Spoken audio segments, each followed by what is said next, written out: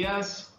Comenzamos entonces con la segunda sesión de comunicaciones de hoy, martes. Tenemos 4 presentaciones y en primer lugar daremos paso a Raquel Lanceros, profesora de la Universidad de Zaragoza y también autora de poesía, que nos presentará el mapa de la poesía en español, la presencia de Hispanoamérica en la antología LIG. Dicen que no hablan las plantas. De poesía que nos presentará el mapa de la poesía en español, la presencia de Hispanoamérica en la antología LIG. Dicen que no hablan las plantas. Hola, buenos días. No sé si os había pasado que yo estaba oyendo eco, entonces no he hablado hasta que ha acabado. Muchísimas gracias, Sebastián. Un placer conocerte No sé si os había pasado y un placer. Perdona, hay un alguien tiene. Se oye retraso, se oye eco. ¿Tienes de algún otro lado emitiendo el audio? Quizás, no sé si estará la emisión en YouTube. Quizás por algún sitio. ¿Ahora? Ahora perfecto. Estupendo, estupendo. Bueno, voy a comenzar, como ha dicho Sebastián, a quien agradezco mucho la moderación de esta mesa, y más allá a la Universidad de Alicante, al Centro de Estudios Iberoamericanos Mario Benedetti y sobre todo a las personas de Mónica Ruiz Bañuls y José Rovira Collado, que son los culpables directos de esta jornada de aprendizaje.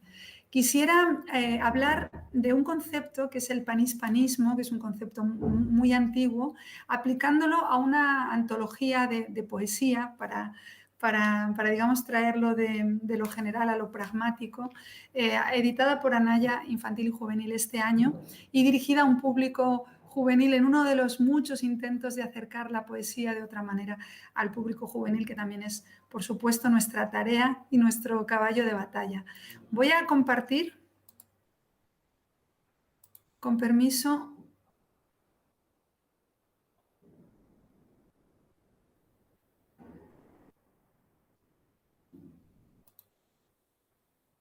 un pequeño PowerPoint que he confeccionado para que me acompañe durante la comunicación. Es cierto que cuando hablamos de antologías de poesía, no solamente antologías de poesía de literatura infantil y juvenil, sino también en el ámbito de las antologías de poesía para adultos en español, nos encontramos con que, sobre todo no solo en nuestro país, sino también en cada uno de los países de América Latina, hay una tendencia a confeccionar, digamos, antologías más regionales, más ceñidas a un ámbito geográfico cercano, por decirlo así. Para esto tenemos que ver muy sucintamente en el espacio de esta comunicación algunas cosas que tienen que ver con la construcción de las antologías literarias y en concreto las antologías poéticas, cómo se cimenta esa construcción canónica y bueno, para ello lógicamente tendremos que hablar también un poco de qué es el canon y cómo sirven a la educación literaria y luego lo más importante que yo les quisiera transmitir esta mañana es volver a recordar esa concepción que es muy antigua, de que vamos a hablar un poco limitadamente de sus orígenes, que es el panhispanismo y que genera un territorio común desde el que posicionarse, un espacio desde el que hablar, que es común para todos los países de habla hispana. Y es interesante, lógicamente, saber desde dónde situamos nuestra enseñanza. Yo soy lógicamente partidaria, y aquí quiero demostrarlo, del español como un territorio común a todos los países de ambas orillas del Atlántico. Y después, concretamente en esta antología que les voy a presentar, una antología de poesía clásica elaborada para un público de entre 12 y 18 años, vemos como también un modo alternativo de acercamiento a los poetas, y vamos a poner algunos ejemplos de biografías de poetas hispanoamericanos, podría ser uno de los caminos a recorrer para generar a lo mejor esa motivación y ese interés que tanto nos importa, digamos, en nuestro día a día. veréis que, bueno, aquí simplemente he recopilado algunas antologías poéticas, infantiles y juveniles. Son cientos, esto sería un trabajo como incluso para una tesis, recopilar todas las antologías que se han hecho de poesía durante las últimas décadas. Pero, como veis, no todas están sesgadas o no todas parten de la base del panhispanismo digamos, como leitmotiv. ¿Qué es lo que a nosotros nos hace de pronto, cuando digo nosotros me refiero a mi compañero Fernando Marías, novelista, ganador del premio Nadal en el año 2000 y de múltiples premios en narrativa, y a mí, hacer una selección para este proyecto, que en principio era un proyecto que partía de Anaya Infantil y Juvenil, en el que estuvieran incluidas las voces de América Latina y las voces de España en un mismo nivel de tratamiento y sin ningún tipo de diferenciación geográfica? Bueno, vemos que hablando de antologías, como introducción de manera genérica, sabemos que las antologías acompañan la poesía desde el inicio de los tiempos, casi de la escritura, lógicamente. Yo creo que las antologías son mucho más que un mero afán taxonómico y recopilatorio que pretende facilitar el aprendizaje, que pretende facilitar su ordenamiento en la mente, sino que también, de alguna forma, las antologías poéticas son un empeño que tiene cada época y a veces cada lugar, y de eso vamos a hablar, de los lugares, desde qué lugar nos posicionamos para hablar, para propiciar una reunión, para que con diferentes criterios, que los criterios antológicos son tan variados y múltiples como los antólogos o las antólogas, esos criterios, esas motivaciones y esos soportes que cada tiempo proporciona de los textos que una persona en concreto o una escuela o un grupo de personas consideran textos rescatables, textos que queremos que rebasen la barrera del tiempo, por decirlo así, bien porque su lectura es especialmente educativa, bien porque resulta un deleite o bien porque nos parecen obras maestras artísticas dentro del punto de vista de la poesía. Son siempre las antologías también un cuaderno de bitácora, lógicamente, para orientarse en esa inmensidad que es la palabra escrita, que es imposible de manejar por entero, si no nos ascribimos a trabajos que faciliten la digestión de los lectores. Un teórico, José Francisco Ruiz Casanova, en 1998, hace ahora un poquito más de 20 años, reflexionó mucho sobre el lugar de las antologías en la cultura de los libros.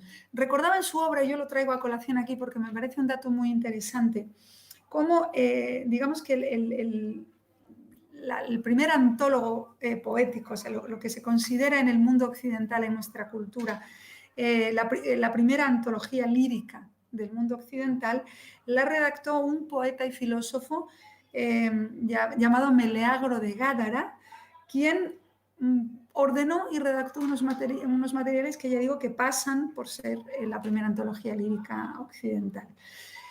De aquel trabajo compilatorio de Meleagro de Gádara solo se conserva, curiosamente, el título, no se conserva el contenido, desgraciadamente. El título es muy curioso, Corona. También se conserva el prólogo, sin embargo, que nos arroja mucha luz sobre la intencionalidad antológica y poética de Meleagro de Gádara al reunir ese libro llamado, ese protolibro o libro primigenio llamado Corona. En el prólogo, Meleagro recordaba que desde el punto de vista etimológico, la palabra antología alude en griego, por supuesto, a anthos, que significa flor, y a logia, que significa selección, es decir, selección de flores. Fijaos que el título de la antología que yo os propongo también tiene algo de botánico, dicen que no hablan las plantas y luego os explicaré que esto no es casual. Así que las antologías en realidad son reuniones florales y esta metáfora de las flores escogidas y de las flores seleccionadas se mantiene después históricamente. Acordaos, por ejemplo, de qué significa la palabra ya latina florilegio, que también viene de flos floris, que es flor, y de legere, que significa escoger. Lo mismo, una colección de trozos selectos de materias literarias. Un dato importante, el símil floral con la poesía no pertenece únicamente al mundo occidental. Tiene tal fuerza evocadora y ha perdurado en las huellas del lenguaje a través del tiempo y del espacio. Por ejemplo, los juegos florales. Pero más allá, os digo que una curiosidad que seguramente os guste escuchar. En lengua náhuatl, por ejemplo, la poesía se llama Inchochitl Incuicatl, que significa literalmente la flor y el canto. La sociedad náhuatl concedía una enorme importancia social a los poetas. Y fijaos que para ellos la poesía ya era la flor y el canto en una civilización precolombina. Es decir, que fijaos hasta qué punto, digamos, estamos unidos en las propias metáforas que hacemos hasta cuando nos referimos a la poesía.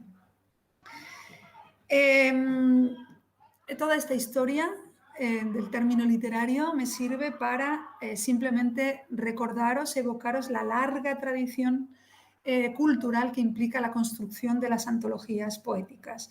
Digamos que todos esos antólogos y antólogas que han sido como invisibles y apasionados propiciadores de las grandes claves posteriores de la historia de la poesía son protagonistas en la sombra de la propia difusión de la poesía, que no podría concebirse sin esta presencia constante de las antologías.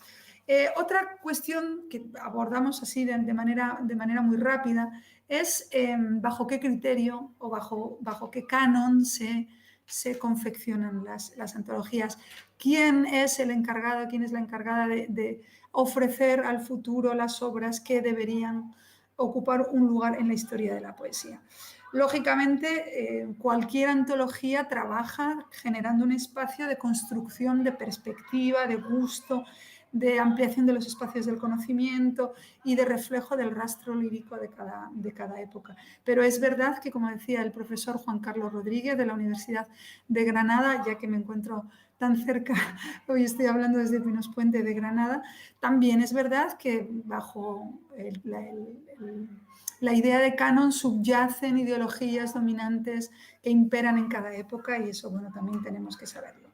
Bueno, en esta pléyade de antologías dirigidas al público, antologías poéticas dirigidas al público juvenil, que pueblan las estanterías, las librerías, las bibliotecas, etc., de pronto yo he querido resaltar en el presente estudio esta antología de gran actualidad, porque ha sido publicada en mayo de 2021, que se titula Dicen que no hablan las plantas, porque tiene alguna característica diferenciadora propia que, a mi juicio, la hace merecedora de especial observación, y sobre todo en tanto en cuanto es una representante del panhispanismo como esa concepción que genera un territorio común a lo largo y ancho de todos los países que tienen la lengua española como lengua oficial y sus habitantes como lengua nativa. Les digo que, curiosamente, todas las voces que aparecen Dicen que no hablan las plantas en esta antología comparten un distintivo común, que es cantarle a la naturaleza. Esto sí también lo aporto antes de meterme a hablar brevemente del panhispanismo que la generó, del concepto. Y es que está compuesta por 52 poemas, uno por cada semana del año, a través de los cuales se puede completar el ciclo vital de la naturaleza y de la tierra, dando la vuelta al sol. De manera que tenemos poemas de primavera que hablan de primavera, poemas de verano, poemas de otoño y poemas de invierno, escritos por hombres y mujeres de tiempos muy diferentes y de todo el orbe del español, como les estoy diciendo. Se trataba, por motivos editoriales, de una antología o forzosamente libre de derechos, de manera que ha aparecido en 2021, como todos pueden ustedes entonces echar la cuenta. La fecha límite de fallecimiento era diciembre de 1940.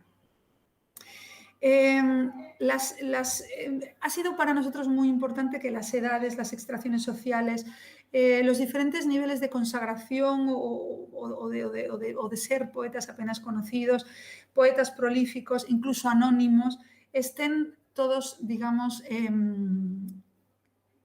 bajo la misma capa y seleccionados con el mismo rango. Aunque ustedes ven que este homenaje al sentimiento humano de amor por la naturaleza se titula Dicen que no hablan las plantas, que como todos saben es un verso, el título está extraído de uno de los versos de uno de los poemas más celebrados de Rosalía de Castro, escrito en castellano y contenido en su libro En las orillas del Sar.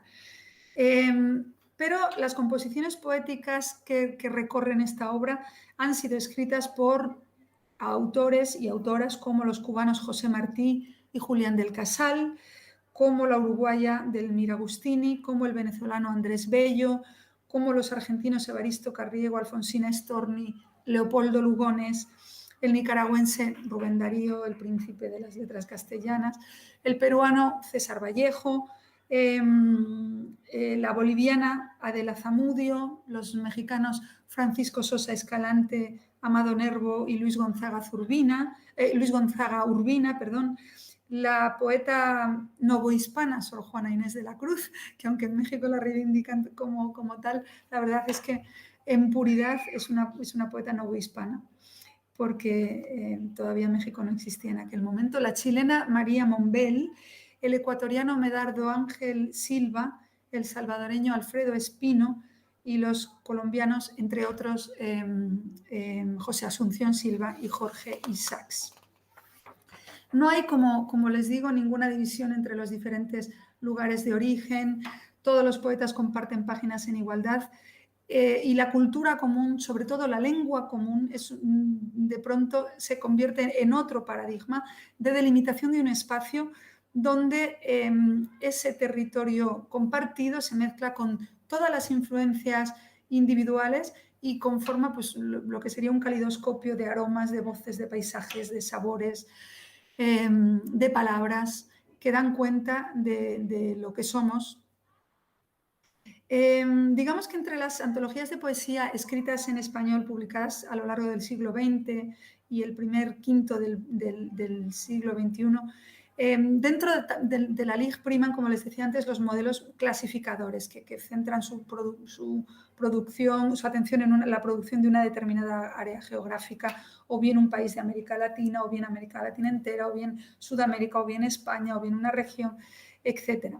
Sin embargo, los límites geográficos de las naciones se han sustituido por el límite geográfico de la lengua española. El español como un espacio común en su gran unidad y variedad a la vez no es un concepto nuevo, pero nosotros sí lo consideramos deseable en el mundo actual, sobre todo con estos volúmenes que están destinados a lectores jóvenes, pues las barreras geográficas y políticas, digamos, en nuestro modo de ver, no alcanzan a explicar las influencias culturales de este mundo cada vez más globalizado, ni todos los procesos históricos acaecidos hasta llegar al tiempo presente. Y nos gustaría que los jóvenes sí tuvieran acceso a ellos. Voy a recordar al filólogo, profesor y activo organizador de los estudios hispánicos en Estados Unidos, Federico de Onís, quien publicó la antología, en Estados Unidos publicó la antología de poesía española e hispanoamericana, que reunía poemas publicados y poetas que habían publicado poemas entre 1882 y 1932. Quiero mencionar su nombre porque fue uno de los grandes defensores del hispanoamericanismo y de los estudios transatlánticos instituidos en España, Hispanoamérica y en Estados Unidos. Defendió, como esta antología trata humildemente de defender, las relaciones de confianza, el conocimiento mutuo y la riqueza patrimonial de una lengua y una literatura que son comunes y son diversas.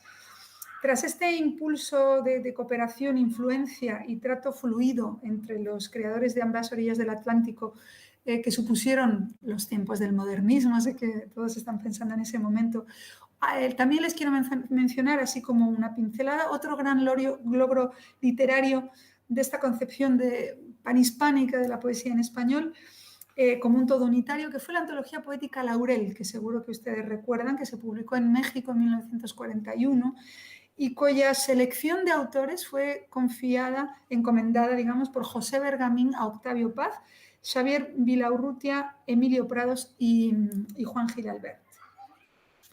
De esta antología, Balmaseda Maestu ha dicho que la diversidad y unidad del español, sus normas, su proyección panhispánica y la elección de un modelo territorial culto para su enseñanza conforman la exigencia ineludible de que el profesor de español esté formado de la manera más completa y rigurosa.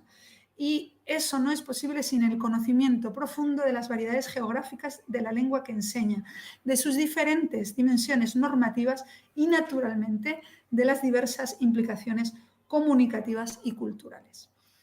Con, lógicamente, todas las modestas distancias debidamente salvadas, dicen que No hablan las plantas trata de inscribirse en esta tradición, se siente de alguna forma heredera de esta corriente que era tan unitaria como filantrópica y aspira a ser inscrita en la estela de quienes han concebido y conciben la lengua española como un vasto común de entendimiento y de riqueza, y también de quienes consideran muy necesario intentar trasladar a nuestros jóvenes esta mirada inclusiva en un mundo en el que estamos asistiendo cada vez a más brechas, ¿no? A más modos de dividir en vez de reunir. Bajo este punto de vista, me gustaría compartirles este poema, por ejemplo, es uno de los poemas contenidos en la antología, La voz de las cosas, de José Asunción Silva. Por darles un ejemplo, es una antología completamente ilustrada. Lógicamente esto no era el tema de la comunicación de hoy, pero sí que conforma un doble mensaje en el que la imagen y la poesía dialogan para generar múltiples espacios de resonancia, si me apuran, sinérgica. Y quería despedirme con una pincelada más sobre esta antología desde el punto de vista también del panhispanismo. Nos ha parecido que les decía al principio que les iba a hablar de las biografías de los poetas, que son un modo alternativo de traslación del conocimiento. Voy a ponerles el ejemplo de César Vallejo. Es verdad que la literatura, que es tan rica en reflexiones, es tan rica en matices, obviamente, a veces también ha pecado de una exposición de datos biográficos, convirtiéndose a veces en los manuales de literatura sin que sirva esto de crítica, ¿no? Sino simplemente de observación, en un recuento a veces enumerativo de fechas, de lugares de nacimiento, de formación académica, de adscripción a movimientos literarios históricos, que puede ser un poco abrumador. En ese sentido, nosotros Dicen que no hablan las plantas, hemos querido trasladar a los lectores jóvenes, los lectores juveniles en este caso, sobre la personalidad y el contexto de cada uno de nuestros poetas, muchos de ellos poetas hispanoamericanos, con una voluntad muy, muy firme de huir de toda manera de expresión que pudiera recordar a una especie de catálogo informativo vacío de vida real.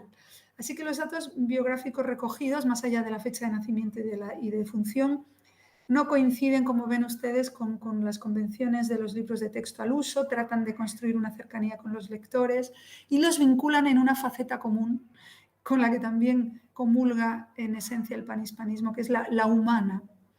De este modo, todos los autores referidos, y ahora les comparto, por ejemplo, la biografía también de Delmira Agustini, poeta uruguaya, son referidos por sus nombres de pila, César, Delmira, y la intensidad de las motivaciones y de los anhelos que pudieran quedar al descubierto para facilitar la identificación de los lectores, pero que también pudieran identificar a estos lectores jóvenes en ese afán de descubrimiento del mundo que a través de la poesía realizaron todos estos poetas. Digamos que el desideratum subyacente de presentar la biografía de este modo es ofrecer y compartir literatura, pero defenderla como un impulso intemporal y universal que añade a todos los seres humanos del planeta por igual.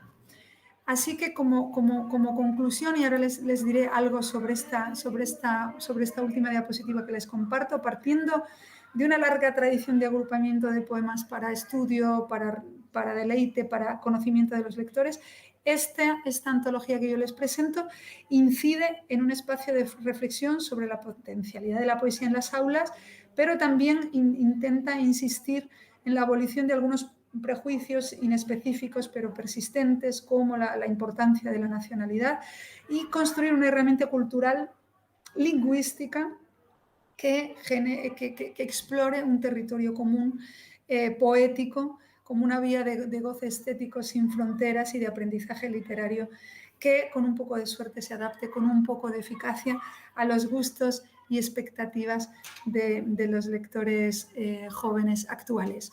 Y me despido con esta diapositiva. Les digo que seleccionamos para como una especie de pórtico de entrada a la antología, en la cual seleccionamos poetas que por diversos factores no podían estar contenidos, por factores de derechos de autor, y me van a decir ustedes, sí, ya, pero Nezahualcóyotl nació mucho antes de 1940, sí, pero sus traductores al español no. Saben que el príncipe azteca de los poetas tan venerado en México escribió en lengua náhuatl, y sus traductores al español que empezaron, sobre todo, esas traducciones a difundirse en el siglo XX, no, con lo cual no lo podíamos utilizar. Queríamos también homenajear a Gabriela Mistral con el desideratum de que ojalá en breve deje de ser la única mujer con el premio Nobel por escribir en español. Queríamos, como no, homenajear al gran Miguel Hernández y a Dulce María Loinaz, poeta cubana, y extrajimos 2 versos de cada cual en los cuales se designaba directamente la palabra primavera, la palabra verano, la palabra otoño y la palabra invierno, como una especie de metáfora de lo que después los estudiantes, lectores, amantes de la poesía en general, se van a encontrar. Bueno, muchas gracias por su atención y hasta aquí mi presentación. No quiero pasarme del tiempo y creo que estoy un minuto por encima. Agradezco mucho su atención. Perfecto, Raquel, muchísimas gracias. Simplemente, bueno, agradecerte la presentación de esta antología, que de hecho ya forma parte del corpus que están utilizando algunos de nuestros alumnos para la realización de sus trabajos de fin de grado y sus propuestas didácticas. Muy interesante. Y también la justificación y delimitación de esos contornos espaciales y temporales, y también esa presentación con la propia justificación de la necesidad de las antologías. Fantástico, ¿no? Y ese símil floral que tanto ha dado a la poesía y también a la propia educación y en general a la labor creativa, ¿no? En las flores y los jardineros y todo eso. Simplemente antes de dar paso muchísimas gracias, antes de dar paso a Marisol Villarrubia, agradecer la presencia en la emisión por YouTube del alumnado de la asignatura didáctica de la lectura y la escritura, y también de la asignatura de animación a la lectura, que están por allí con una buena representación. Así que damos paso entonces a Marisol Villarrubia, compañera de la Universidad de Alicante, que nos va a presentar los cuentos de Borges en el aula de primaria, una propuesta didáctica. Pues muchísimas gracias, Sebastián. Muchísimas gracias a la profesora Raquel Lanseros. Me ha encantado, y creo que poner en valor la antología como introducción a la poesía, para que luego cada uno se especialice en aquello que más le guste, pues me ha encantado. Y creo que hay que ponerlo en valor y que llevarlo al aula, y estas antologías ayudan muchísimo. Pues no me puedo olvidar de los organizadores del Centro de Estudios Mario Benedetti, de su directora actual, Beatriz, del Departamento de Innovación y Formación Didáctica. Lo tengo apuntado porque soy un poco disléxica y se me va a veces y sobre todo, bueno, pues el enorme trabajo que siempre realizan, pues José Rovira, Mónica Ruiz, Sebastián Miras, todos los colegas que tengo en el entorno y que bueno, pues trabajan tanto y tan duro para que podamos estar aquí. Y bueno, pues dicho esto, voy a compartir mi presentación, que espero que os guste. Bueno, aquí tengo el precioso cartel ilustrador de estas jornadas, de este seminario. Aquí tenéis bueno, el título que lleva la ponencia, ¿no? Esta pequeña introducción a Borges. Bueno, he puesto aquí pensando en vosotros, mi alumnado, porque Mónica en concreto me pidió que hiciera una explotación didáctica, así que yo no voy a profundizar en Borges ni en sus cuentos ni en aspectos literarios. Y bueno, también quiero agradecer desde aquí en la distancia a mi hermana Ana Villarrubia, que me ha cedido sus ilustraciones y ha trabajado conmigo, como siempre, un poco en la distancia para crear de esto que es literatura y que es didáctica, pues también un espacio a la creación, ¿no? Bueno, esta imagen que tenéis, que se ve ahí a la izquierda, pues es una imagen de Jorge Luis Borges, hecho por mi hermana de una foto, así que, y una breve imagen acompañada de unas bellísimas palabras del autor. Uno no es lo que es por lo que escribe, sino por lo que ha leído, y me parece que crea un poco la idea de lo que somos los docentes, ¿no? Y nuestra preocupación porque se lean las aulas. Y bueno, aquí estamos viendo, pues yo estaba buscando un cuento de Borges, tengo la antología completa de la obra de Borges porque me encanta y lo he trabajado desde distintos ámbitos de la literatura española y de la literatura hispano-italiana. Y me encontré con esto y creo que lo dije desde ese momento, lo tengo que compartir con mis colegas. Y este es un libro, bueno, mucho de lo que hay en esta presentación he escogido de un artículo que está aquí del País, de 2017, y buscando un cuento para cumplir con el encargo de Mónica Ruiz, pues me encontré con El secreto de Borges, el cuento para niños que Jorge Luis Borges nunca escribió. Así se llama el artículo de Federico Rivas, y os presento, y bueno, espero que disfrutéis tanto como yo he disfrutado de él. Bueno, aquí tenéis una imagen del cuento. He intentado que me lo enviaran desde Argentina, pero al final no ha sido posible, y he cogido ilustraciones que estaban en internet, porque es una presentación didáctica y no está el cuento completo. Y ya empiezo a leer un poquito para que os hagáis una idea. ¿Qué hizo Borges cuando un grupo de chicos de 4º grado lo visitó en su casa? Lo que toda la vida había hecho, contarles un cuento. En este libro, su autor, que es el autor de este cuento, que veis ahí, esa portada, Matías Alinovi, recuerda y comparte con el lector lo que le sucedió esa tarde mágica de 1981 en Buenos Aires. Todo esto es obra del autor del artículo, no es mío. El libro de Alinovi recupera aquel relato oral desde la mirada de un niño de 9 años, de un cuento que Borges nunca escribió. Esto me parece sensacional. Sin embargo, el libro es algo más. Nos acerca a un Borges anciano y tímido y a su biografía. Una tarde de 1981, continúa el autor del artículo, el escritor recibió en su casa a un grupo de alumnos de 9 años. Para amenizar el momento, inventó una historia que los cautivó. Les contó el secreto de su longevidad. Uno de los niños creció con ese recuerdo y lo convirtió en este libro, en el libro que os estoy presentando. Ante una bandeja de caramelos importados, Alinovi y sus compañeros de 4º grado de la escuela religiosa de San Barón escucharon el secreto de la longevidad de Borges, una historia que improvisó en el momento para un auditorio poco común a su rutina de estrella de las letras argentinas. Lo primero que Borges reveló a los niños fue que antes de su llegada tuvo 2 miedos. Qué curioso, ¿no? Un Borges ya premio Nobel ante los niños tuvo 2 miedos. El primero era que viniéramos porque no sabía que iba a hablar con nosotros, los chicos de 4º grado. El segundo miedo de Borges era que era más fuerte que el primero, era que no viniéramos. Tuvo 2 miedos, el primero a recibirlo y el segundo a que no fueran finalmente. Alinovi escribe: a partir de allí comenzó el hechizo. Bueno, creo soy muy entusiasta de esta historia y espero haceros llegar mi entusiasmo. Cuenta el autor, uno de esos niños que estaba en aquella sesión, estaba con mi amigo José Manuel a la salida del colegio un día a la tarde y me acuerdo bien en el momento que me dijo, hoy voy a la plaza, pero voy con Borges. El primer paso fue mi madre. Entonces la Inovi recuerda que cuando tenía 9 años le contó esto a su madre. Dice, cuando le cuento que José Manuel va con Borges a la plaza, me dice, y recuerdo el tono maternal que puso, no Matías, mira, Borges es un escritor muy famoso. José Manuel habrá escuchado el nombre por ahí y te dijo eso.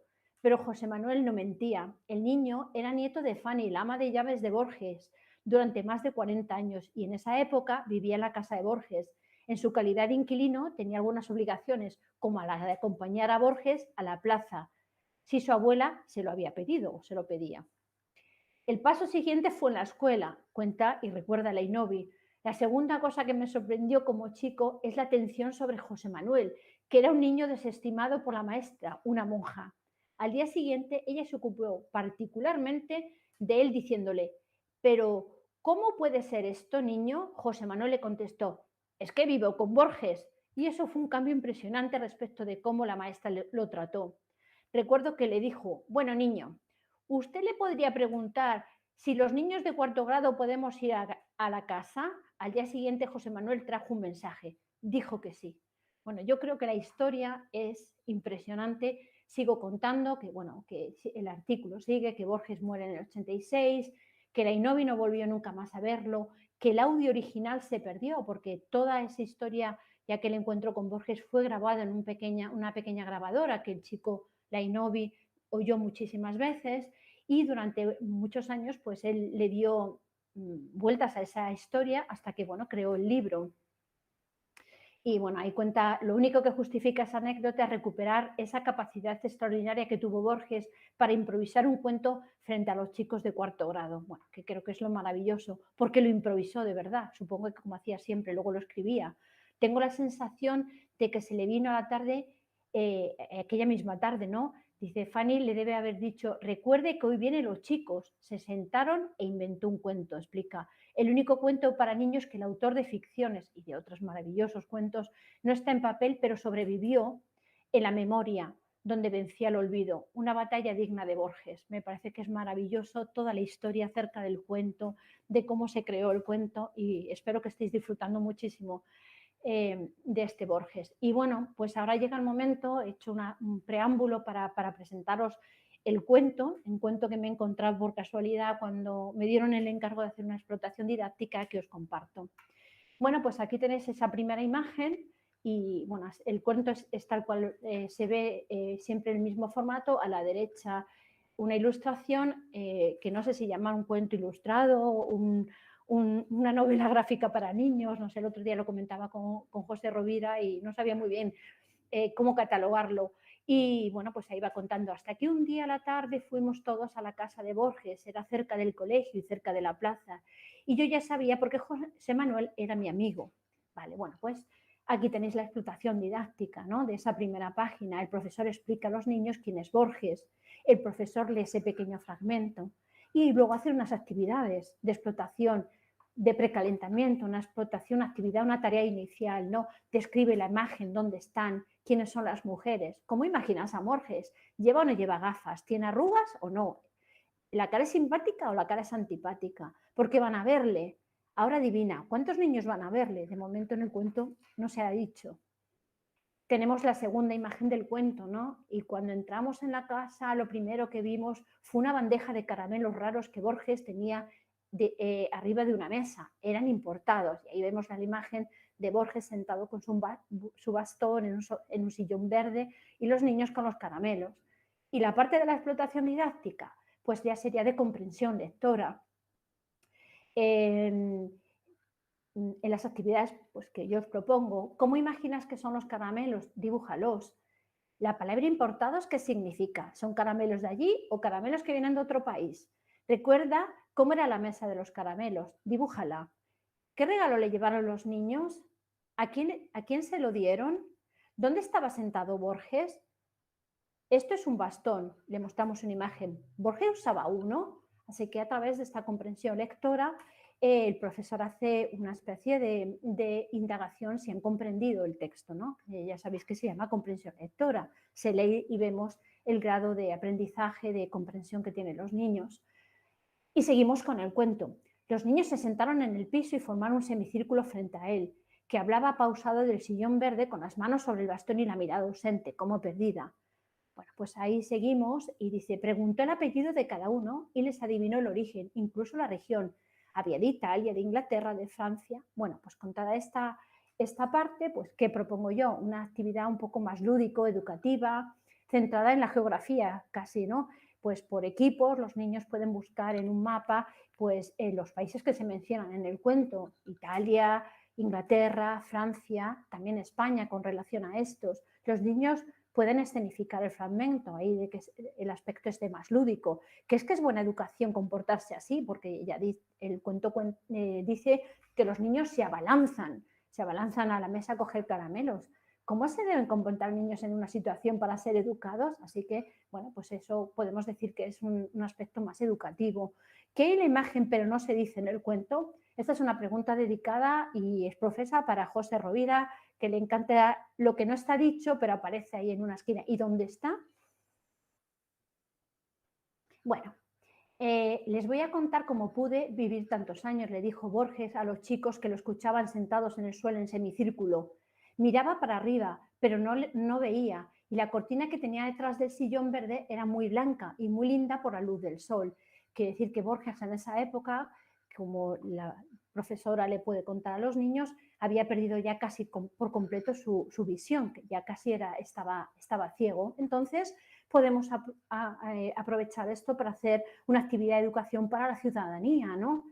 Puedes escribir 5 cosas que harías para ayudar a una persona ciega o invidente. Luego describe la imagen y les preguntamos si hay alguna cerca de sus casas, porque esto es una manera de sensibilizar a los estudiantes con que hay personas ciegas que nos necesitan y hay una institución que se dedica desde hace muchísimos años a ayudar a estas personas. Así que me parece que es una actividad que podemos decir que es educación para la ciudadanía, ¿no? Y a la vez una expresión escrita, porque deben escribir 5 cosas que harían para ayudar a una persona que nos necesita.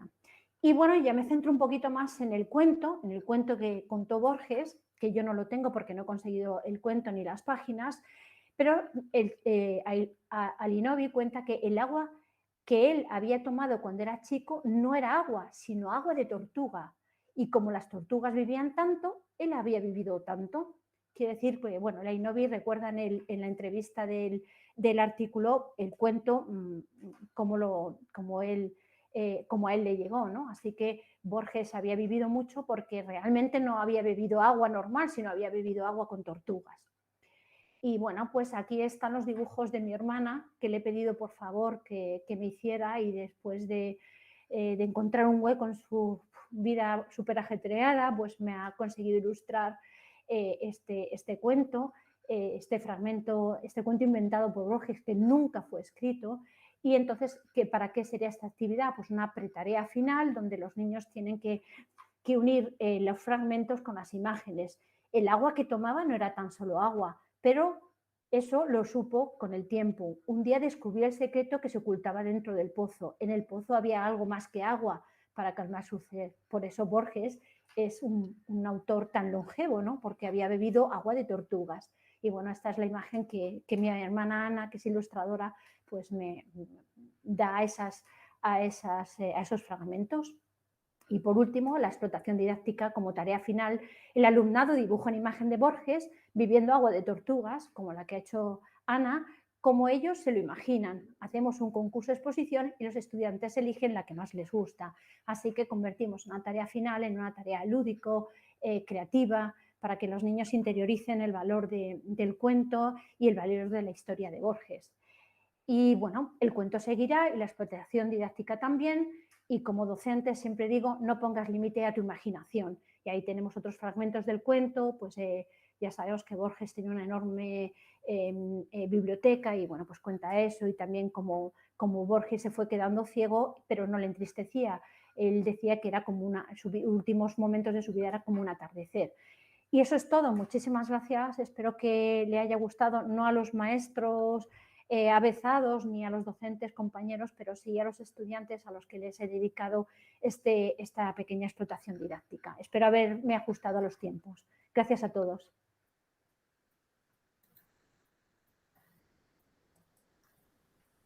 Vale. Muchísimas gracias, Marisol. Paso ahora yo a coordinar la mesa porque Sebas se ha tenido que desconectar unos momentos y tengo el placer de presentar la siguiente comunicación de la profesora Margarita Isabel Asensio Pastor de la Universidad de Almería. Como saben ustedes, nosotros en este seminario pues tenemos una relación especial con la Universidad de Almería y el título lleva la literatura hispanoamericana en el aula de español como lengua extranjera. Margarita, adelante. Sí, me había olvidado el micrófono. Bueno, pues buenos días, casi ya tarde. Agradecer sobre todo y siguiendo con lo que han dicho mis compañeras la organización, en especial a José Rovira, que también por la presentación, a Mónica Ruiz Bañuls, a Ramón Llorens, evidentemente a la Universidad de Alicante en general y al Centro de Estudios Iberoamericanos Mario Benedetti por la posibilidad de poder participar. Voy a compartir mi pantalla con ustedes. Vamos a ver, creo que ya sí. ¿Se ve, verdad? Sí. Bueno, pues efectivamente mi charla tiene como título Literatura hispanoamericana en las aulas de español lengua extranjera. Digamos que voy a intentar dibujar, grosso modo, lo que son como 3 bloques. El primero así como más introductorio, luego me centraré más en la literatura hispanoamericana y luego como una especie de conclusiones prácticas. Para empezar, creo que es necesario pues, abordar una serie de cuestiones fundamentales en el proceso de aprendizaje y de enseñanza de lengua extranjera. En este caso, lo primero y fundamental es por qué lengua extranjera y no segunda lengua. Esto es una cuestión, así, lo mismo que el uso del español y no castellano, que bueno, ya saben que es una cuestión de más bien nomenclatura internacional aceptada. Pero sí me gustaría también puntualizar la idea de lengua extranjera porque el contexto de aprendizaje sí que es decisivo e importante.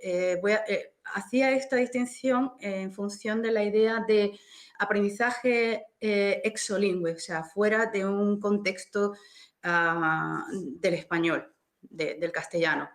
Eso implica que el alumnado que estudia español está fuera de España o países hispanoparlantes y deberíamos acercarle o hacerle ser conocedores de que hay una diversidad de comunidades de habla, lo que implica también temas de variación, pragmática y demás, pero también una diversidad etnonacional, un concepto un poco que alude a esas barreras o esas fronteras políticas, pero la etnicidad, la idiosincrasia de cada uno de esos países, de la población y de cada comunidad, que es lo que un poco me venía a referir con ese concepto un poco así.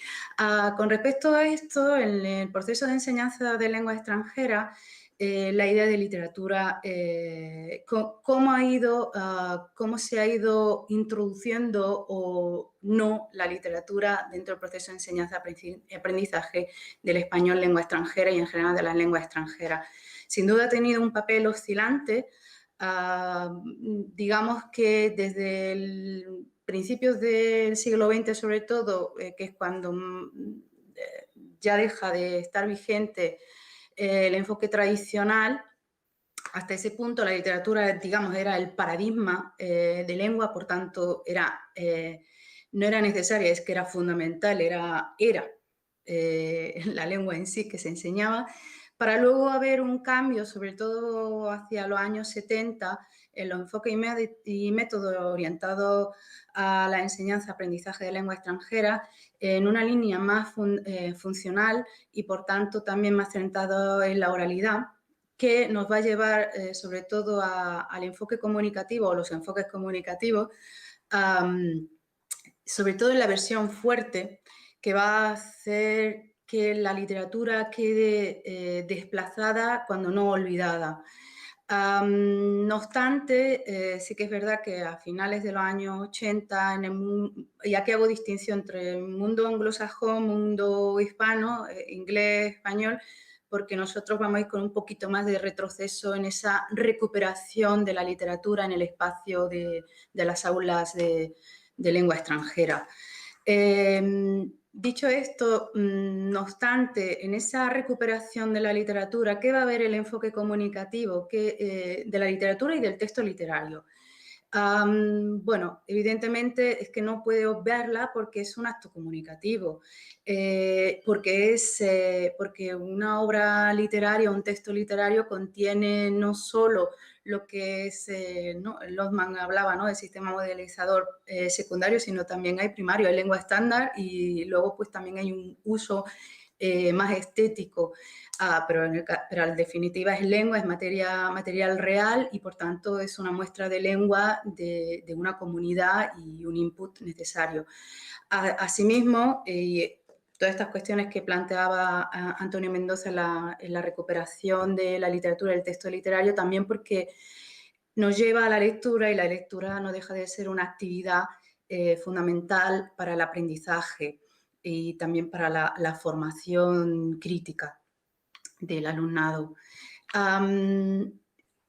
Asimismo, sigamos avanzando. ¿Qué nos aporta la literatura? ¿Qué nos aporta el texto literario en la enseñanza de lenguas extranjeras? Conectado con lo anterior, evidentemente nos aporta como producto lingüístico, nos ayuda al desarrollo de la competencia comunicativa en toda su extensión, desde que Himes hablara, ¿no?, de ella, a ser eficaces comunicativamente hablando, pero también como es un producto sociocultural, pues también fomenta, ayuda a desarrollar lo que es la competencia, y pongo entre paréntesis, intercultural, como también, y en relación con lo que habíamos comentado anteriormente, ayuda también la propia competencia literaria y, por tanto, a la criticidad. Asimismo, también nos aporta otras cuestiones, a veces conectadas con la competencia cultural, a veces conectadas con la comunicativa, como puede ser la no verbalidad, porque no olvidamos que también en literatura escrito vienen esas cuestiones de no verbalidad y por tanto podemos ver cómo otras comunidades de habla dentro del español también se pueden mover en estas cuestiones.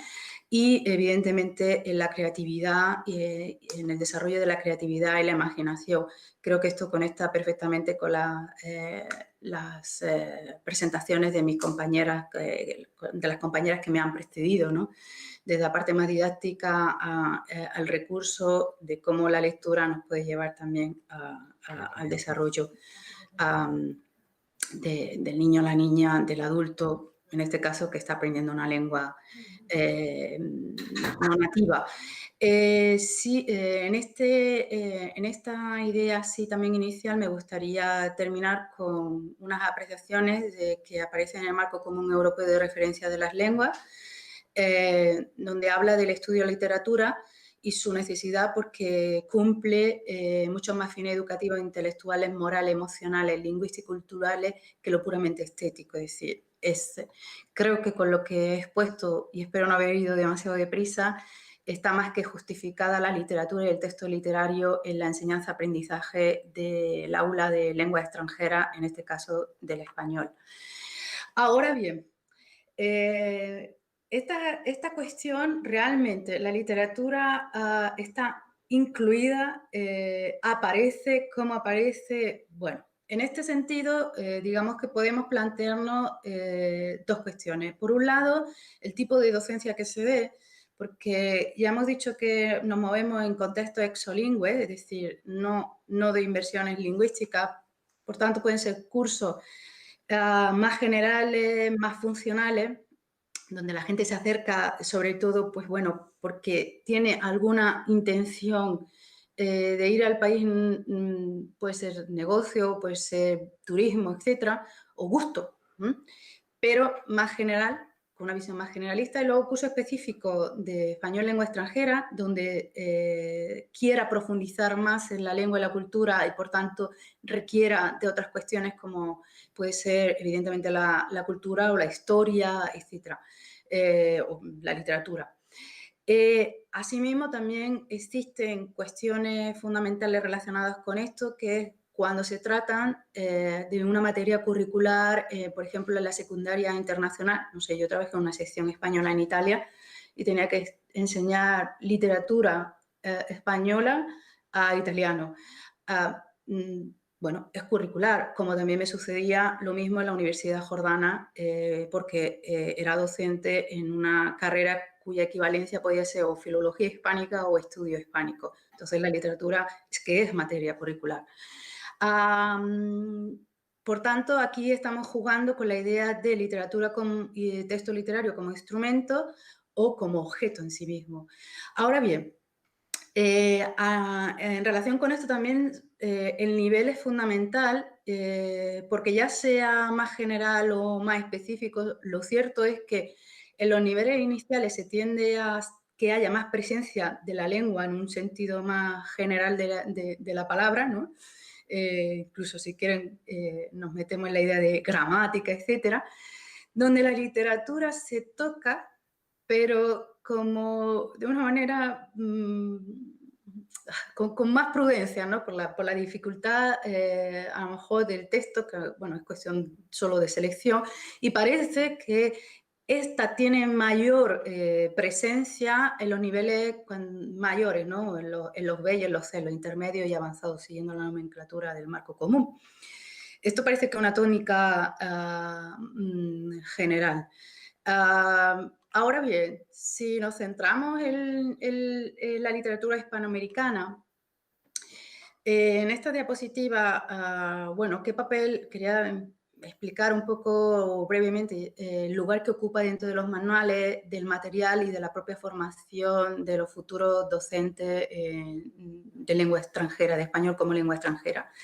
En cuanto a los manuales, por un lado hay que especificar que ya existen concretos sobre literatura, también lo hay más generalistas de enseñanza de español, donde la literatura hispanoamericana está. Si nos vamos a lo específico,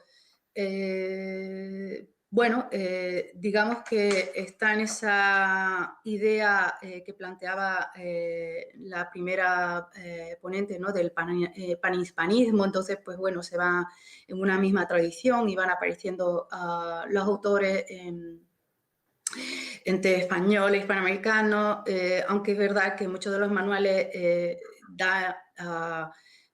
sobre todo a partir de lo que es el boom hispanoamericano, ¿no? Como que sí que aparece más en estos manuales, se hace más hincapié en ello, mientras que en los manuales generalistas la presencia sí que va a estar de lo hispanoamericano, muy a nivel cultural y donde evidentemente va a terminar filtrándose el texto literario. Ahora lo que habría que plantearse al respecto es ¿por qué? Porque si lo vemos un poco los generales, en un inicio, en los primeros manuales que podemos ir encontrando de enseñanza española lengua extranjera, no era tan abundante porque depende también de la editorial y el lugar donde se edite. Con una idea más globalizada de la editorial, esto también hace que se tenga en cuenta que mucha gente no estudia español para estar en España, ni le interesa a lo mejor solo y exclusivamente España, sino que en muchos casos hay una parte comercial, le interesa aprender español para moverse en el otro lado del Atlántico. Entonces, las editoriales puede que también contemplen su inclusión de lo hispanoamericano, no solo la literatura, sino de lo hispanoamericano en general, por una cuestión de mercado, ¿no?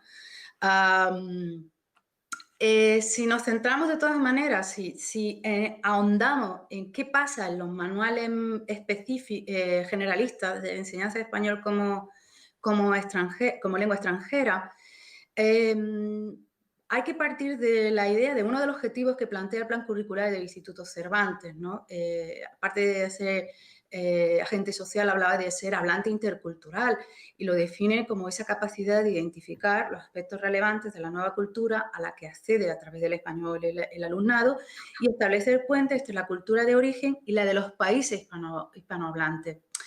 Ya el plan curricular hace mención a esta idea de interculturalidad y de no solo España, Por tanto, esto también se va a reflejar en la presencia de los manuales de lo hispanoamericano, como hemos visto, cultural y en concreto de la literatura, aunque evidentemente como un instrumento funcional.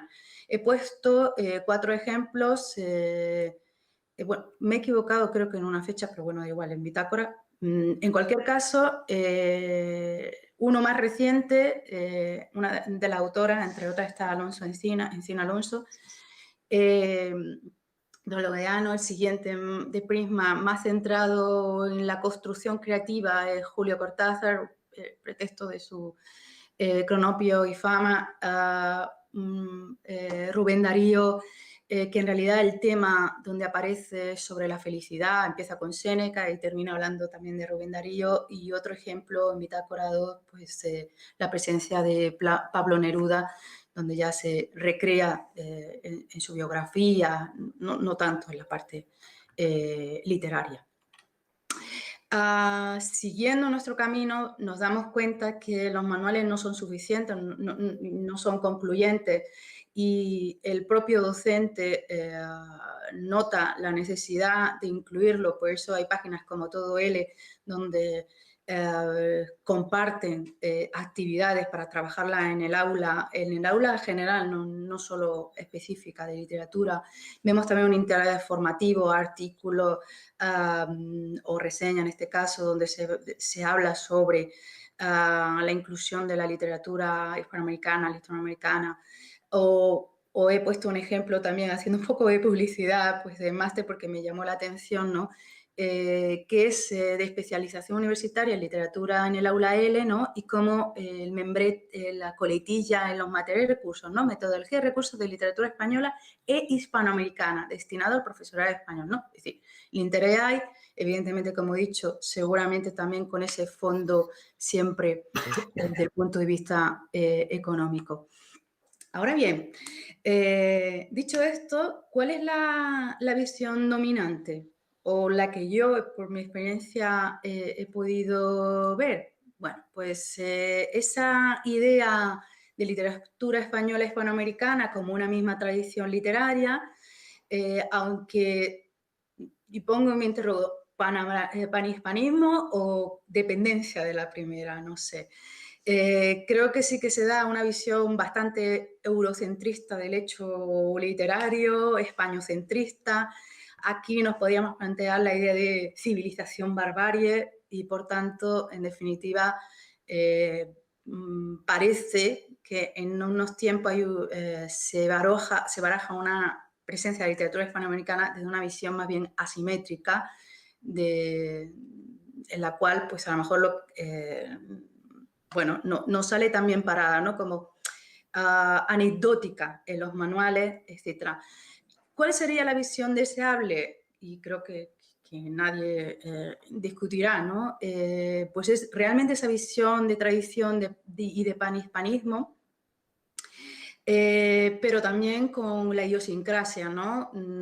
Ser conscientes de lo que confluye e influye de lo autóctono y lo indígena, porque claro, literatura hispanoamericana, claro, se suele ver de una manera muy globalizada y generalista cuando también se profundiza en ella.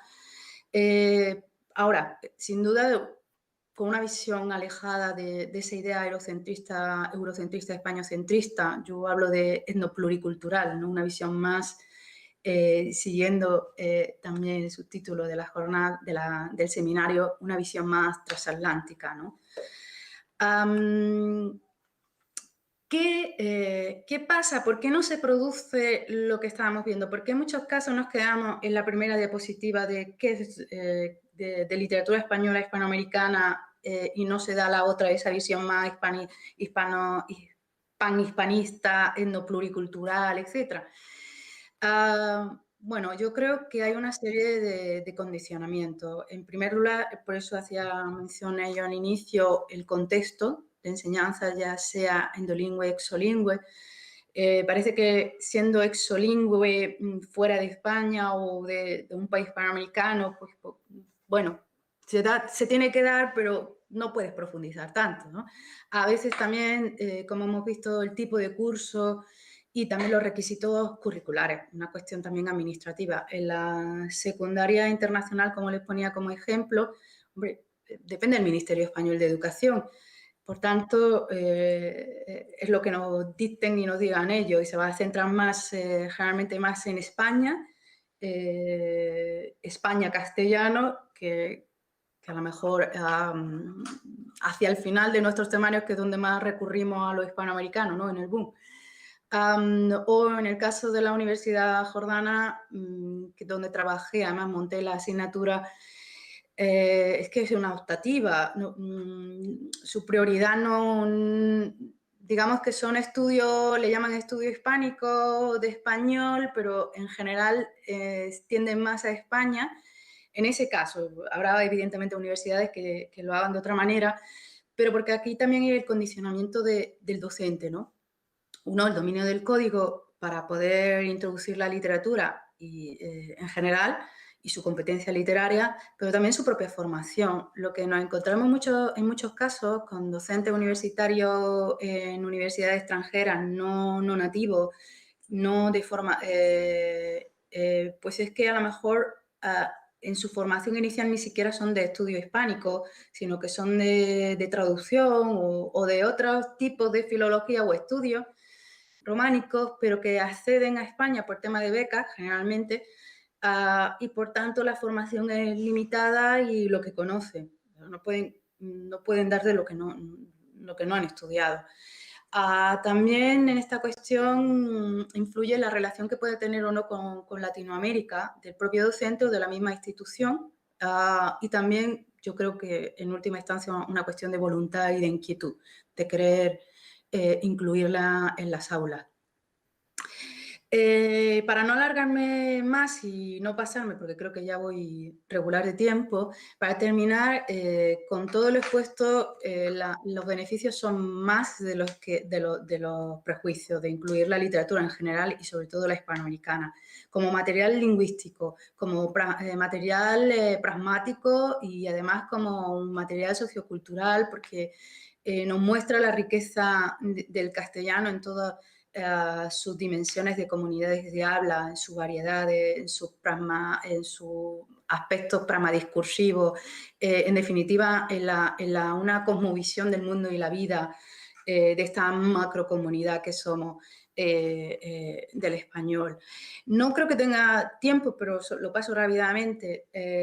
Mi propuesta curricular en la Universidad de Jordania, que es un poco de donde nace todo esto, era generalista porque era una optativa, pero además sin renunciar a la parte lingüística yo opté por enfoque por tarea, enseñar literatura por enfoque por tarea, donde aprendemos contenido haciendo cosas y contenido y mejoramos nuestras competencias también literarias, etc. Bien. Todo lo que son los componentes, los contenidos funcionales, gramaticales, léxicos, pramadiscursivos, prosódicos, socioculturales, instrumentales de aprendizaje, que también estaban incluidos dentro de la propia programación. Y bueno, creo que doy por terminada mi parte de mi charla. Pues voy a ver si recupero la... Uy, se me ha ido. Espera. Espero no haber ido demasiado deprisa. Enhorabuena, Margarita. Luego tendremos tiempo para unas preguntas, pero damos paso directamente a la profesora Seila Pastor Martín de la Universidad de Burgos, que nos presenta propuestas exocanónicas en el aula, los géneros híbridos y la literatura hispanoamericana. Muchísimas gracias, José Rovira, por la presentación, por darme paso y bueno, hago extensivo el agradecimiento a todo el equipo que desde la dirección y desde la secretaría del seminario hacéis posible que nos encontremos aquí, por supuesto a las entidades de la Universidad de Alicante que nos acogen, su Departamento de Formación e Innovación y el CEMAP. Y antes de pasar a presentar mi trabajo, querría hacer simplemente dos apuntes, uno que por razones de de tiempo, ese plural que anuncia el título se convertirá en un singular, en una única propuesta para esta mañana. Y por otro lado, que lo que voy a presentar se ha quedado en el terreno de lo teórico, porque aún no he tenido la oportunidad de llevarlo al aula, por lo tanto, pues más si cabe, serán bienvenidas pues, todas las sugerencias o los comentarios que el auditorio tenga bien. Paso entonces a presentar mi pantalla.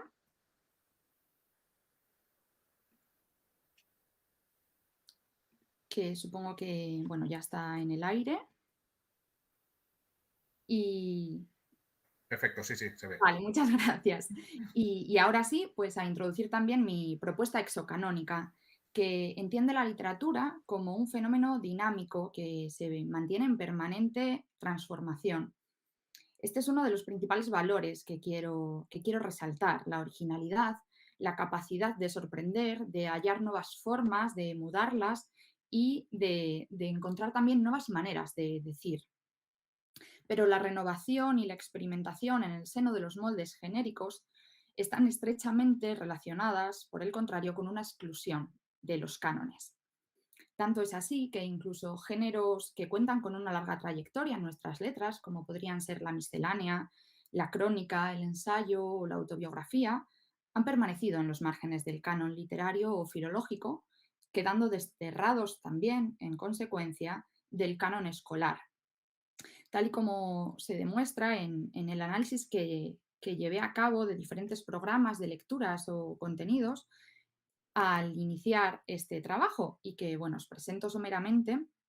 Para él examiné los manuales de lengua castellana y literatura de 5 editoriales, Santillana, McGraw-Hill, Edelvives, Micomicona y Casals, en sus versiones más recientes, es decir, las que se ajustan al currículo vigente, y bueno, cuyo análisis en un vistazo muy amplio, como el que aquí muestro, nos da cuenta, atestigua la tímida representación que los géneros prosaicos, por utilizar la terminología de Huerta Calvo y García Berrio, tienen en estos programas, que al final pues, son los que se llevan al aula, no, nos guste más o menos. Ahí vemos, pues, por ejemplo, para primero de la ESO, una única aparición de la literatura didáctica. Si avanzamos de curso, una presencia de los géneros autobiográficos, pero únicamente también en una de las editoriales.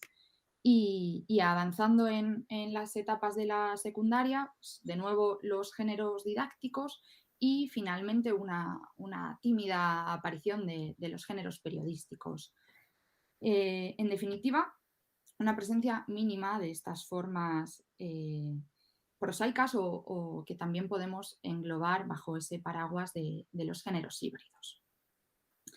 Entonces, en paralelo con una creciente atención por parte de la crítica literaria por el espacio exocanónico, pero también junto al compromiso de adaptar los avances que desde la crítica literaria, desde los estudios literarios, es decir, el terreno científico, se van avanzando para aplicarlos a la didáctica de la literatura, este trabajo defiende una concepción dinámica, como decía, y plural del canon, que atienda verdaderamente a criterios estéticos y no tanto a esos intereses particulares, ideológicos, que, como se ha venido escuchando a lo largo de la mañana, muchas veces son los que orientan y guían la configuración de los cánones.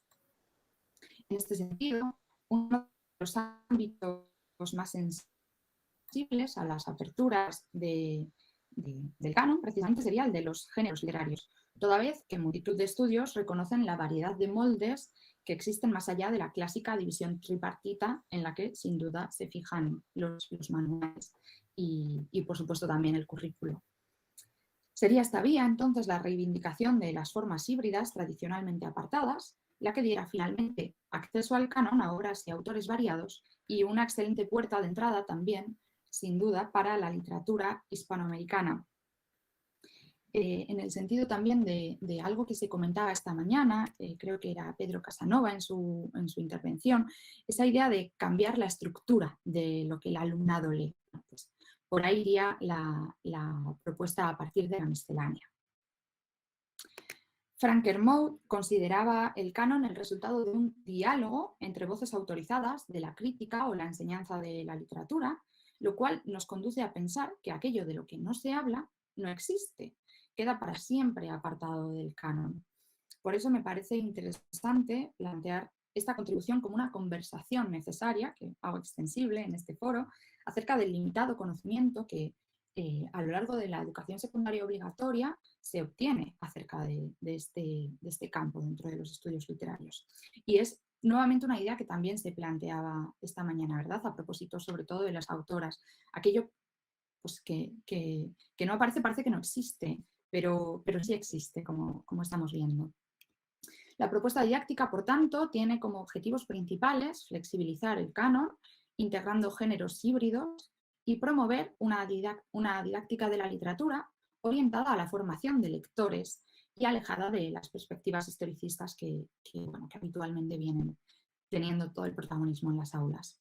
Así como considerar para su aplicación didáctica un sistema genérico flexible, consciente de la existencia de otros géneros, aparte de los que habitualmente estudiamos, esos híbridos presentes a lo largo de toda la historia literaria, como son las misceláneas, ya concretando la propuesta, cuya lectura puede ser motivadora para el alumnado de ESO y específicamente, en el caso que presento hoy, para los alumnos de primero de la ESO. Un curso que en el currículo se destina, dentro del bloque específico de la educación literaria, a un acercamiento general a la historia de la literatura y también a los géneros literarios. La propuesta es momento de definir este género que la motiva, la miscelánea, un género que aparece en el Renacimiento de la mano de obras como Silva de varia lección, de Pedro Mesía, Jardín de flores curiosas, de Antonio de Torquemada, o Miscelánea, Silva de casos curiosos, de Luis Zapata. En estos tres ejemplos, Asunción Rayo, Grau se detiene para enumerar las características de una forma heterogénea asignada por la colección y la combinación de saberes diversos. La originalidad, ante todo, la curiosidad también, devenida sabiduría, y la erudición mediada por la experiencia. Por supuesto, todos estos valores están en deuda con el humanismo imperante en la época, de cuyo espíritu y saberes beben las misceláneas. Es un género de géneros, por tanto, que abordaban variedad de temas como la geografía, historia, lingüística, religión, astronomía, zoología o medicina, y que se presentaba bajo las formas más variadas, desde las memorias al diálogo, pasando por la recolección, como ya hemos apuntado. Precisamente esta última estructura es la que mejor transparenta la idea que subyace a las metáforas vegetales que sirven de título a varios de estos textos y que, por cierto, pues ya han aparecido en esta sesión, esa idea del jardín y del florilegio a la que hacía referencia la presentación de Raquel Laseros. Lo explica Mercedes Alcalá Galán con la cita que leo a continuación. El jardín, Silva, Vergel o Floresta, no funciona como metáfora lineal. Denota más bien la idea de un espacio amplio y plural en el que es posible mirar en distintas direcciones, encontrando siempre variedad y sorpresa. De ahí también la importancia de la dispositio del texto, como recuerda Lina Rodríguez Cacho, en el género, es decir, el acomodo que el autor va a dar a todos los elementos que reúne en su texto. Se trata, pues, de una forma peculiar y singular, sin ninguna duda, pero cuyo recorrido no se agota en los siglos de oro, sino que más bien al contrario, conoce una época de deslumbrante floración en el siglo XX, aunque en la orilla hispanoamericana de las letras de nuestro idioma, lo que relega estas producciones literarias a una doble marginalidad, que es la que se pretende integrar en el currículo mediante la propuesta y que justifica su presentación en este seminario. Con el antecedente explícito, por tanto, de estas silvas y jardines, pero también bajo la influencia de los géneros breves y fragmentarios que a lo largo del XIX se van gestando, como los cuadernos de apuntes, los libros de aforismos y, sin ninguna duda, también bajo el influjo de la crónica modernista de principios del XX y un poquito más tarde del collage de la vanguardia, estas obras siguen erigiéndose sobre los principios de originalidad y de hibridación genérica, amén de por la concepción lúdica que van a imprimir a la literatura y por la más extrema subjetividad, que son los dos valores que considero nos van a servir para conectar con el alumnado de manera más específica. Los valiosos trabajos de Matías Barchino Pérez y Francisca Noguerol, junto a los de María Pizarro Prada, fijan un corpus de obras y autores, entre los que me gustaría destacar El Hacedor, de Jorge Luis Borges, La Vuelta al Día en 80 Mundos, de Julio Cortázar, Cuaderno de Escritura, de Salvador Elizondo, Movimiento Perpetuo, de Augusto Monterroso, Manual del Distraído, de Alejandro Rossi, Escrito en el Tiempo, de Bárbara Jacobs, Despistes y Franquezas, de Mario Benedetti, o Caja de Herramientas, de Fabio Moravito, que nos situarían en la segunda mitad del siglo XX, una panorámica bastante completa. 3 de estos libros son los que protagonizan la propuesta didáctica que ya paso a detallar. Como venía comentando, las misceláneas son textos con un fuerte componente lúdico, que puede servir como gancho a los lectores más jóvenes, pero, sin embargo, también son obras que pueden resultar arduas, herméticas, por 2 de las características que les atribuyen Barchino y Noguerol. Me refiero de una parte a su alto nivel de autoconciencia genérica y de otra parte a la autorreferencialidad, esa conciencia de literatura que hace de la propia literatura el tema predilecto de estos textos, de modo que, bueno, que quizá es necesario un cierto bagaje para poder exprimirlas al máximo.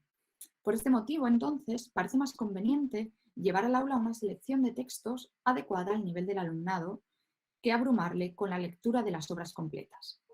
Propongo en consecuencia una miscelánea de misceláneas, o en otras palabras, una antología de textos misceláneos extraídos de estas 3 obras concretas, de La Vuelta al Día en 80 Mundos, de Movimiento Perpetuo y Despistes y Franquezas. Sheila, disculpa un momento. Sí. Estás compartiendo pantalla, pero es que creo que a nosotros se nos ha quedado bloqueado y muchas de las cosas no estamos viendo, porque al principio yo estaba... Entonces, no, vuelve a compartir pantalla, pero si quieres, no des a compartir pantalla, sino simplemente las vas pasando con el visor en pequeño. Disculpa porque me acabo de dar cuenta. Vale, nada, bueno. No, pero enhorabuena porque la ponencia, porque he tardado en darme cuenta porque lo estabas haciendo, lo estabas explicando también, que no me había dado cuenta que teníamos que fijarnos en... Pero ahora cuando has llegado a los 3 textos, suponía que ya tendría que haber alguna imagen o alguna. Gracias. Nada, a ti.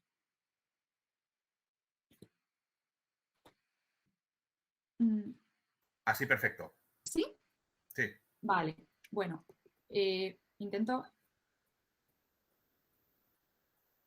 No sé si se estará moviendo. Sí, sí, sí, ahora sí que se mueve. Pues estábamos aquí, entonces iba a detalle, como podéis ver, que habría seleccionado de La Vuelta al Mundo en 80 Mundos, Viaje a un país de cronopios, de Movimiento Perpetuo, Fecundidad, Te conozco mascarita, El mundo, a lo mejor sí, y algunas de las citas que van salpicando el texto monterrosiano, y de Despistes y Franquezas, El hijo e Idilio. Tras la presentación entonces de esta antología, de esta miscelánea de misceláneas al alumnado, procederíamos a la lectura. En primer lugar, de manera individual y silenciosa, para dar paso a continuación a una lectura colectiva ya en voz alta. Son textos breves y no son demasiados, por lo tanto, creo que es propicio para poder realizar este ejercicio en voz alta en el aula. Y a partir de ahí ya tiene lugar el trabajo con los textos. En 3 fases. Como primer paso para trabajar la lectura en el aula, comentamos las características desde el punto de vista formal. Es decir, nos interesa desentrañar cuáles son los elementos que reconocemos en ellos, cuáles son las etiquetas que podríamos aplicarles a estos textos tan heterogéneos. Como hemos visto, hay citas, hay cuentos, hay reflexiones breves, también hay poemas, y todos ellos están dispuestos al azar como si de un collage se tratase. A partir de este reconocimiento se introducen las características generales del género. Por un lado, aludiendo al origen renacentista para desentrañar el significado antiguo del término miscelánea. Así, obras como El jardín de flores curiosas o La silva de varia lección son colecciones de saberes humanísticos marcadas, como anticipaba, por la curiosidad, la heterogeneidad o la originalidad. Y por otro lado, centrándonos en las obras contemporáneas, las que han protagonizado esta lectura y en las que ya no se reúnen los saberes humanísticos, pero sí pervive el gusto por la recolección, en este caso de piezas literarias diversas como las que ya habremos descrito anteriormente. Por lo demás, se mantiene el resto de los rasgos, puesto que la antología que hemos leído es heterogénea, signada por la originalidad, pero al mismo tiempo también reconocemos en ella alguna novedad, como puede ser el afán lúdico que lleva a los autores a jugar con la literatura, a combinar textos propios y ajenos, diferentes temas y formas, y gestos incluso en los que entra en escena el azar de la disposición. Y finalmente, una vez definido el género, es el momento de conocer a los autores que hay detrás de las obras, de ponerles rostro, enfatizando que los textos que hemos leído no son en absoluto los más conocidos de Monterroso, de Cortázar, de Benedetti, que privilegian quizás sus cuentos, sus novelas, sus libros, sus poemarios al uso clásico. Y el objetivo de esto es impulsar la reflexión acerca de la creación artística y los valores de originalidad o de mezcla, y motivar también que el alumnado se pregunte si la antología le ha gustado, le ha suscitado curiosidad y detecte si la variedad de los textos tiene algo que ver en la respuesta. Finalmente, después de la lectura y el comentario, llega el momento de la creación, y a partir del modelo dado, pues lo que se propone es la elaboración de la propia miscelánea a lo largo del trimestre, lo que constituirá además el instrumento de evaluación, pues tendrá la estructura de un portafolio con 3 partes diferenciadas. Una primera introducción en la que de manera personal pues, se expone lo que es la miscelánea a partir de los conocimientos adquiridos, una recopilación personal de textos breves de autoría propia o ajena en la que pueden caber microrrelatos, versos, sentencias, en definitiva toda esa amalgama de textos que los alumnos y alumnas han ido conociendo y a los que se invita a que creen, que recopilen en sus círculos familiares o de amistades. Y finalmente una reflexión final sobre el hilo conductor que le han aplicado a estos textos y a la disposición final que han adquirido. Con todo ello, y ya voy acercándome al final, considero que se cumple con las funciones del canon. Por un lado, asegurar esa enseñanza de autores y obras representativas, como son los hitos de un género. Por otro lado, la pretensión de formar lectores con el impulso de favorecer un hábito autónomo. Para lograr ambos propósitos es crucial motivar la lectura, acercándola a los intereses y a la sensibilidad del alumnado, demostrando que se trata de una experiencia que late en el presente más allá de las fechas que aparecen en las portadas, en los títulos de créditos de los libros.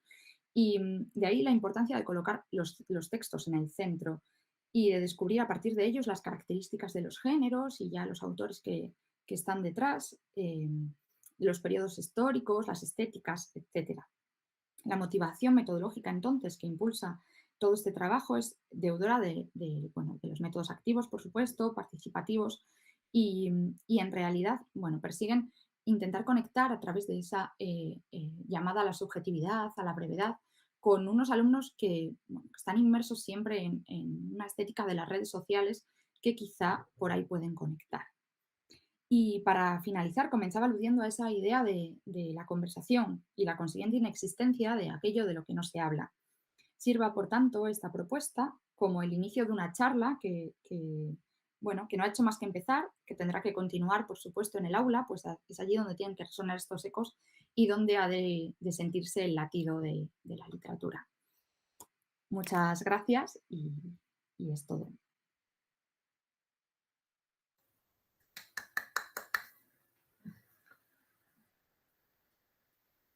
Muchísimas gracias, Sheila, por ajustarte también al tiempo. Voy a dejar si tanto Margarita, Marisol, Sheila queréis hacer algún comentario. También está la profesora Mónica Ruiz, pero sé que tiene que salir también corriendo porque si no nos pasará como ayer, que a las 3:15 no estaremos conectados para la siguiente sesión. Pero bueno, si queréis hacer algún comentario, si no, empiezo yo, pero es que no quiero empezar yo dándoos toda la enhorabuena que...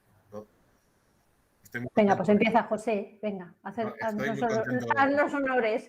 La verdad, con esta mesa, es decir, ayer ya se lo dije a la profesora Ruiz Bañuls y ahora puedo que comentarlo y al profesor Llorens. Antes de nada, en ese sentido, quiero saludar al alumnado de Literatura Infantil y Juvenil y Animación Lectora, la optativa, que aparte no nos olvidamos de ellas porque ayer nos encontramos con ellas al salir por la mañana y parece que no las estamos mencionando, estamos solo mencionando al alumnado de Didáctica de la Lectura y la Escritura, que es la asignatura que tiene 8 grupos. Y también saludar a Celia, Raquel, María Teresa y a otras compañeras que he visto que también están conectadas, es decir, entonces, aparte de todo el alumnado que nos está siguiendo. Disculpar a Raquel Lanceros porque sé que nos ha comentado que se ha tenido que ir a Granada porque estaba en otra localidad desde donde estaba conectada, entonces pues no podrá participar. Simplemente recordar que Pedro Casanova en la anterior mesa de comunicaciones pues ya había trabajado su antología. Entonces, pues una antología tan reciente, pues yo creo que es un estupendo instrumento didáctico. Bueno, compañera, miau. Marisol, ¿qué te voy a decir? Bien. Gracias por tu magnífica propuesta. Aparte, bueno, con las ilustraciones de tu hermana sé que vamos a hacer más cosas y aparte tienes en el chat del YouTube tienes muchos comentarios sobre tu comunicación que aparte nos permite introducir a un autor canónico y fundamental. Margarita, también enhorabuena. Creo que aparte a mí me ha servido para llevarme a otros tiempos donde yo también era docente de español como lengua extranjera, que aparte considero que la formación en español como lengua extranjera, cuando tenemos un interés por la literatura, pues es muy útil para la didáctica de la lengua y la literatura, porque muchas veces en el área de didáctica de la lengua y la literatura pues tenemos la mayoría formación filológica y alguien viene del ámbito más lingüístico o alguien viene más del ámbito literario, pero cuando hemos estado en él, pues muchas veces hemos tenido y sé que Marisol, como también ha estado años por ahí, también lo sabe. Entonces, en este sentido, pues enhorabuena. Yo hace ya unos cuantos años dediqué también a la presencia de Neruda, García Márquez, Cortázar y Mario Benedetti en los manuales de español, pero hace ya bastantes años. Y esta última idea me lleva a la propuesta de Sheila, que también en este sentido, antes de nada, mencionar a la profesora María Teresa Olmos, que es compañera de nuestro departamento, pero sé que nos está escuchando desde Roma, porque aparte es nuestra experta en géneros literarios y en el trabajo de géneros literarios. Entonces yo seguro, no la he visto si ha comentado ahora algo, pero seguro que ha disfrutado muchísimo con todo el recorrido.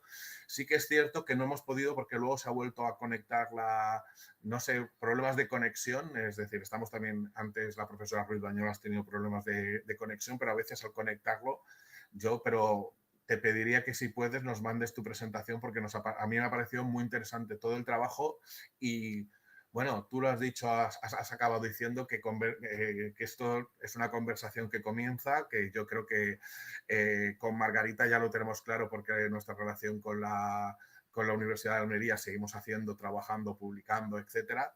Con Sheila yo creo que hemos publicado también en sitios similares, entonces yo creo que tenemos que seguir trabajando porque aparte me ha gustado mucho la selección de textos que has propuesto, simplemente anotar que, por ejemplo, el documento hipertextual, que es un documento que utilizo desde que se ramifican todas las prácticas con el grupo de clase de este curso, se llama Despistes y Franquezas, y no sé si recuerdo, el curso del año pasado, pues este curso estuvo centrado específicamente en Mario Benedetti, y yo no sé si este curso me dará tiempo a trabajar a Monterroso y a Cortázar, pero son de las lecturas que siempre están en nuestra aula. Y sobre todo también, Sheila, darte las gracias y la enhorabuena porque aparte has citado, igual que también ha hecho Margarita, pues que habéis estado en interacción con las otras mesas, que has citado a Pedro Casanova, que había hablado antes, etcétera. Entonces, enhorabuena. Qué pena que ahora no nos podamos ir a comer juntos, porque seguro que disfrutaríamos muchos de esta comida, pero esperemos que cuando vuelva a ser estas jornadas sean presenciales, porque yo sé que la profesora Ruiz Bañuls y el profesor Llorens ya le están dando vueltas a futuros encuentros y esto, pues que nos podamos encontrar. Así que enhorabuena a las 3, a las 4 y a la profesora Ruiz Bañuls, que también está aquí. Muchísimas gracias. Muchas gracias. Bueno, yo muy brevemente decir que me ha sorprendido gratamente pues, todas las presentaciones porque me han encantado. Siempre piensa uno que bueno, siempre es esperable y al final no. Al final siempre te llevan a sitios que no podías prever. Gracias, Sheila, por tu presentación, gracias a José por sus palabras y, bueno, y quiero decir una mención especial a Margarita porque me he sentido que Margarita era Marisol y Marisol era Margarita, porque yo he sido profesora del Instituto Cervantes durante muchos años también, en otro sitio, en el norte de Inglaterra, y me he sentido muy afín con las cosas que has contado. Tengo una parte de mi alma está dividida con Italia porque he hecho filología italiana, entonces, bueno, creo que tenemos mucho que hablar en el futuro y muchos puntos de encuentro y espero que sea el principio de futuras colaboraciones y trabajos contigo y con ambas universidades, con la de Almería y Alicante. Así que me encanta, desde luego, ver a Sheila, que es mucho más joven que yo, y ver que las generaciones vienen pegando fuerte y hacen trabajos fantásticos, y a Margarita porque me siento donde ella estaba, ¿no? Así que nada, encantada Margarita de conocerte, de ponerte igualmente, ha sido un placer. Bueno, muchísimas gracias por tu palabra, Marisol, José. Decir también, ya aprovecho y tomo la palabra, la robo así, que me ha gustado mucho vuestras presentaciones porque al final es lo que llevamos al aula. Hablamos muchas veces de cuestiones más teóricas y académicas, pero al final es la otra parte. Y creo que es lo que más me ha gustado de poder participar en esta charla. En lo personal, Marisol, que es que me lo has comentado también, eso claro que hay que hablar mucho. Y decirte que me había introducido en lo que ibas contando, no sé, porque tengo demasiada imaginación, pero yo estaba también, me imaginaba como la primaria, etcétera. Y me ha gustado también las propuestas de Sheila y siempre pensando en español lengua extranjera, ¿no? Claro. ¿Cómo puedo llevar esto yo allí? E incluso en las asignaturas que imparto, ¿no? Estaba pensando sobre todo la de educación social. Y nada, sin más, cedo la palabra a otra persona. Bueno, pues Gracias, yo creo que vamos a ir cerrando porque tenemos alumnado conectado que termina a las 2 y ya vamos pasados de tiempo. Yo creo que ha sido una mesa de lujo. Como ha comentado Margarita, yo creo que hemos aterrizado en el aula con la mesa de hoy, hemos creado propuestas didácticas muy interesantes y también pues han creado sinergias, ¿no? Yo creo que los seminarios presenciales nos sirven para conocernos, bueno, pues también aunque sea de forma virtual esa sinergia, de decir, mira, pues tengo una compañera en la Universidad de Almería que está trabajando en la misma línea didáctica que yo, ¿no? Yo creo que también estos seminarios tienen sentido para nuestro alumnado, pero también para los investigadores, que se puedan crear sinergias que creo que son importantes y que pueden dar fruto a muchas más. Pues yo creo que si le parece bien al moderador, vamos a cerrar. Emplazamos a nuestro alumnado de todas las asignaturas a las 3:15, que tendremos la conferencia plenaria desde Chile con la profesora Rosa Díaz, que yo recomiendo que no nos la perdamos, desde la Universidad de Chile. Y por mi parte yo creo que ya vamos a cerrar. Agradeceros a ustedes. Cerramos simplemente, es decir, recordar que tenemos a las 3:15, luego una mesa de comunicaciones y la conferencia de clausura también por el profesor José Manuel de Amo. Así que muchas gracias a todas y a todos. Muchísimas gracias. Y seguimos en contacto.